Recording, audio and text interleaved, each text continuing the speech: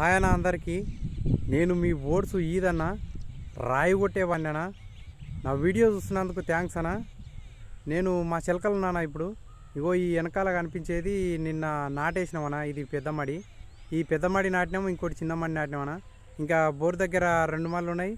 ఇంకా తర్వాత ఇక్కడ ఒకటి తుకం మడి ఉందన్నా. తుకం మడి ఉంది. ఇది మొత్తం ఇంకా 3 మళ్ళు ఉన్నాయన్నా. ఈ 3 మళ్ళు ఈరోజు నాటేసుకుంటే అయిపోతుందన్నా.